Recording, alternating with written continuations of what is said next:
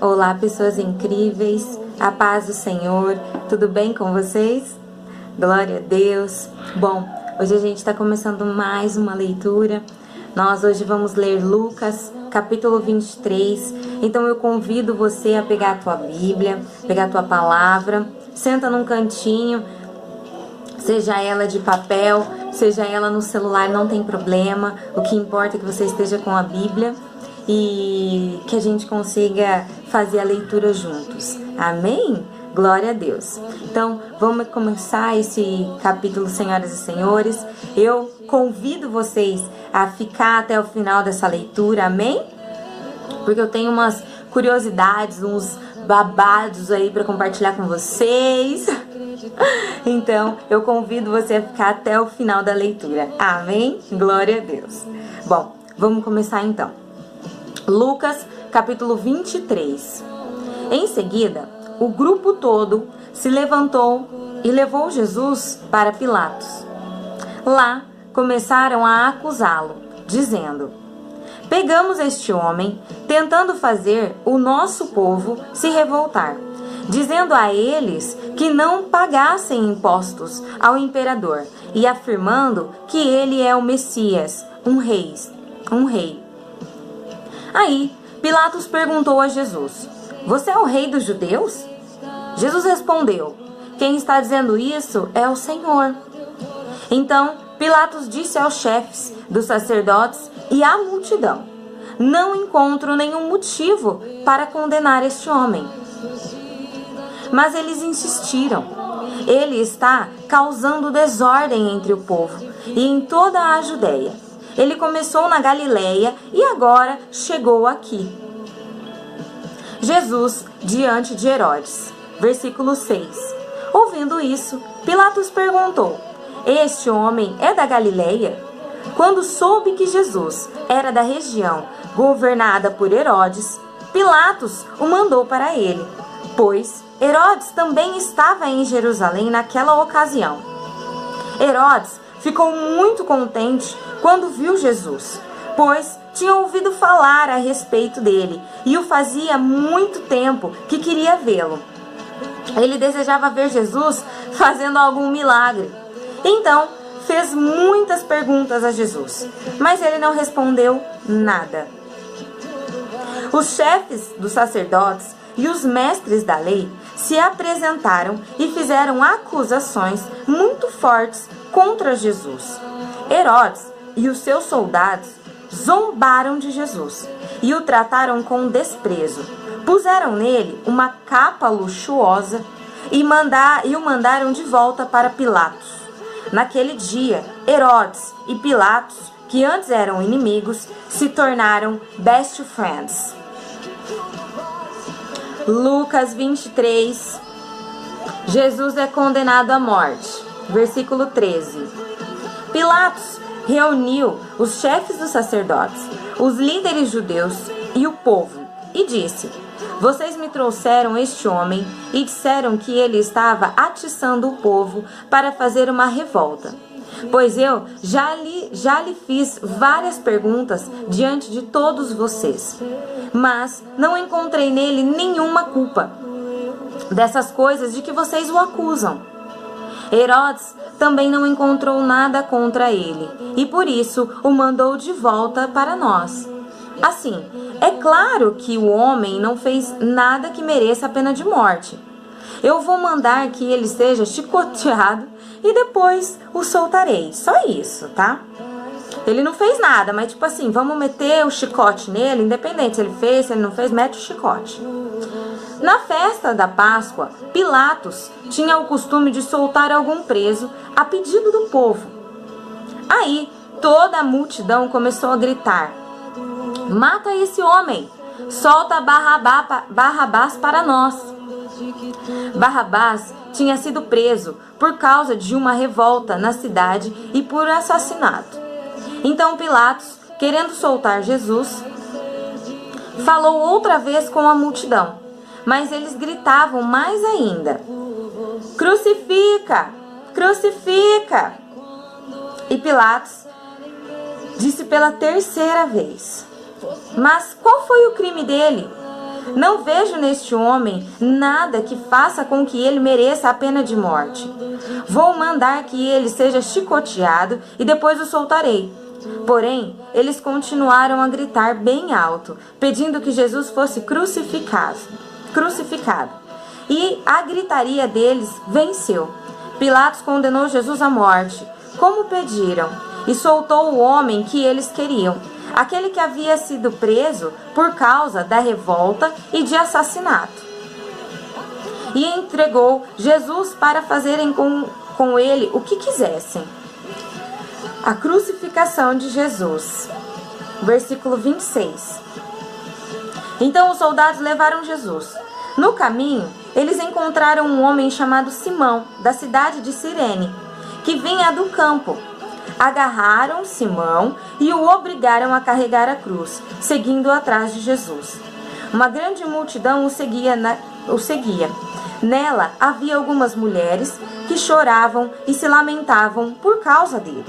Jesus virou-se para elas e disse: Mulheres de Jerusalém, não chorem por mim, mas por vocês e pelos seus filhos. Porque chegaram os dias em que todos vão dizer: felizes as mulheres que nunca tiveram filhos, que nunca deram à luz e que nunca amamentaram. Chegará o tempo em que todos vão dizer às montanhas: caiam em cima de nós, e dirão também aos montes: nos cubram. Porque se isso tudo é feito quando a lenha está verde, o que acontecerá então quando ela estiver seca? Levaram também 2 criminosos para serem mortos com Jesus. Quando chegaram ao lugar chamado A Caveira, ali crucificaram Jesus, e junto com ele os 2 criminosos, um à sua direita e outro à sua esquerda. Então Jesus disse: Pai, perdoa essa gente, eles não sabem o que estão fazendo. Em seguida, tirando a sorte com os dados, os soldados repartiram entre si as roupas de Jesus. O povo ficou ali olhando e os líderes judeus zombando de Jesus, dizendo: ele soltou os outros, que salve a si mesmo, se é de fato o Messias que Deus escolheu. Desculpa a emoção, gente. Os soldados também zombavam de Jesus. Chegavam perto dele e lhe ofereciam vinho comum e diziam: se você é o rei dos judeus, salve a você mesmo.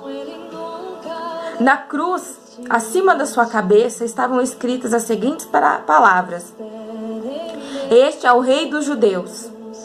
Um dos criminosos que estavam crucificados ali insultava Jesus, dizendo: você não é o Messias? Então salve a você mesmo e a nós também. Porém o outro o repreendeu, dizendo: você não teme a Deus? Você está debaixo da mesma condenação que ele recebeu. A nossa condenação é justa, e por isso estamos recebendo o castigo que nós merecemos por causa das coisas que fizemos. Mas ele não fez nada de mal. Então disse: Jesus, lembre de mim quando o Senhor vier como rei. Jesus respondeu: eu afirmo a você que isso é verdade. Hoje você estará comigo no paraíso. A morte de Jesus. Mais ou menos ao meio-dia, o sol parou de brilhar e uma escuridão cobriu toda a terra até as 3 horas da tarde. E a cortina do templo se rasgou pelo meio. Aí Jesus gritou bem alto: Pai, nas tuas mãos eu entrego o meu espírito. Depois de dizer isso, ele morreu. Quando o oficial do exército romano viu o que havia acontecido, deu glória a Deus, dizendo: de fato, esse homem era inocente. Todos que estavam reunidos ali para assistir aquele espetáculo viram o que havia acontecido e voltaram para casa batendo no peito em sinal de tristeza. E todos os amigos de Jesus e as mulheres que o tinham seguido, desde a Galileia, ficaram de longe olhando tudo aquilo. O sepultamento de Jesus. Versículo 50. Havia um homem chamado José, da cidade de Arimateia, na região da Judéia. Ele era bom e correto e esperava a vinda do reino de Deus. Fazia parte do conselho superior, mas não tinha concordado com o que o conselho havia resolvido e feito. José foi e pediu a Pilatos o corpo de Jesus. Então tirou o corpo da cruz e o enrolou num lençol de linho, porque ele estava despido, ele estava, nu e morto. Depois o colocou num túmulo cavado na rocha, que nunca havia sido usado. Isso foi na sexta-feira, e já estava para começar o sábado. As mulheres que haviam seguido Jesus desde a Galileia foram com José e viram o túmulo e como Jesus tinha sido colocado ali. Depois, voltaram para casa e prepararam perfumes e óleos para passar no corpo dele. E no sábado, elas descansaram conforme a lei manda. Amém. E a nossa leitura acaba aqui hoje, ela para por aqui hoje. Então, gente, isso aqui, ao mesmo tempo que me traz, que o Espírito Santo glorifica dentro de mim, ler isso aqui é uma tristeza, lógico, sempre será, porque é a dor. É a dor de Cristo, né? É a dor do Salvador. É assim que eu o vejo, ele é o meu Salvador. E ver isso aqui, ao mesmo tempo que o Espírito glorifica, a nossa carne, enfim, a emoção, ela vem. Mas eu quero compartilhar com vocês algumas curiosidades. Lembra que eu falei lá no início do vídeo que eu queria contar uns babados pra vocês? É isso aí, eu quero compartilhar algumas coisinhas com vocês. Primeira coisa, a gente pode ver que o verdadeiro criminoso e revolucionário não foi Jesus, né? Mas foi Barrabás. Barrabás era o verdadeiro revolucionário criminoso. Ele foi condenado por assassinato. Ele matou alguém. E, a princípio, ele não tinha se arrependido, não. Entendeu? Porque eu sou uma pessoa que eu acredito na mudança do ser humano, entende? Eu acredito que as pessoas se arrependem de fazer o mal, de cometer o mal. Então, assim, porém, Barrabás não tinha passado por isso. Ou seja, ele ainda era, sim, o revolucionário ali. Ele era o cara, o criminoso ali, certo? Porém, ele foi solto graças à condenação de Jesus, porque as pessoas escolheram condenar Jesus. As mesmas pessoas que caminharam e ali e tal, e viram tudo acontecer e estavam sabendo de certa forma dos acontecimentos, de quem era de fato Jesus, o condenaram. Mas aquilo ali, tudo bem, Lu, aquilo ali já havia sido determinado por Deus. Firmeza total. Mas curiosamente, eles acusaram Jesus de ser o agitador, de ser o criminoso, e soltaram aquele que de fato era o que eles estavam dizendo. Isso não gera uma estranheza? É muito louco isso, né?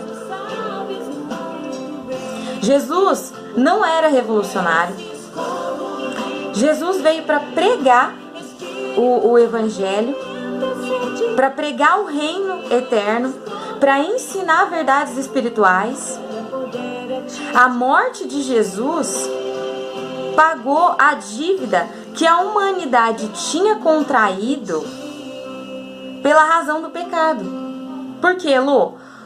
O pecado, ele é real, gente, ele existe. A partir do momento que Deus nos deu o livre-arbítrio e ele nos permite decidir entre o bem e o mal, precisa-se existir bem e mal. Precisa-se existir o correto e o errado. O que é certo e o que é pecado. O que agrada a Deus e o que desagrada a Deus. O que é o pecado? O que desagrada a Deus. E quem vive guiado por Jesus, guiado pelo Espírito Santo, entenderam? sabe muito bem o que é certo e o que é errado. Aliás, vou além. Eu acho que todo ser humano que tem uma educação e, enfim, que tem uma base familiar ali, seja concreto ou não, enfim, todo ser humano sabe o que é certo e o que é errado, não? É tão claro pra nós. Matar uma pessoa, por exemplo, a gente sabe que é errado. Não? Principalmente se isso não foi por acidente. Opa, pera lá, história é diferente. Mas a gente sabe que se a gente for ajudar o coleguinha, a gente tá fazendo bem. Não é isso? Gente, Herodes queria que Jesus fizesse algum milagre para entreter ele. Isso não é bizarro? Isso não é sinistro? Por quê? Porque, como eu acabei de falar, Jesus, ele veio com uma missão. Ele veio para fazer realmente coisas importantes. Ele não estava ali para armar circo para ninguém, para fazer gracinha para ninguém. E Herodes estava acostumado com os baba-ovo. Herodes estava acostumado com aquela galera que ficava lambendo ele o tempo todo, que ficava lambendo para agradar ele. Ele estava acostumado com os baba-ovo. Mas Jesus não estava ali para babar ovo dele. Jesus não estava ali para fazer gracinha para ele nem para ninguém. Jesus estava ali para pregar o evangelho. Jesus estava ali para pregar o reino eterno. Jesus estava ali para ensinar para nós as verdades espirituais. Essa é a realidade, gente. E uma última curiosidade para a gente finalizar esse vídeo. Vocês sabiam? Eu até anotei aqui, ó. Vocês sabiam que Jesus teve uma revelação e com isso profetizou que dali uns anos, dali um tempinho, no ano 70, Jerusalém seria destruída pelos romanos, seria a segunda destruição de Jerusalém? Vocês acreditam nisso? Eu não sabia disso, galera.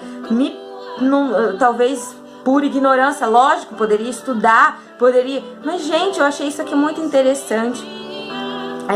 E eu queria compartilhar essa curiosidade com vocês, amém? Essas curiosidades com vocês, aquilo que me chamou a atenção nesse texto que é tão rico. Esse é o texto mais dramático que Lucas, né, escreveu aqui, e realmente, de toda a leitura que eu fiz de Lucas, pela primeira vez eu me emocionei a ponto assim de chorar, sabe? De expressar isso fisicamente, essa emoção fisicamente. Então, assim, que essa leitura venha realmente a nos impactar, venha a nos ensinar mais a respeito sobre Jesus, e que esses pontos e curiosidades venham a interferir na nossa vida a ponto de trazer uma reflexão e trazer uma mudança. Amém? Deus abençoe vocês. Um beijo no coração de vocês. A gente se encontra amanhã. É nóis. Fui!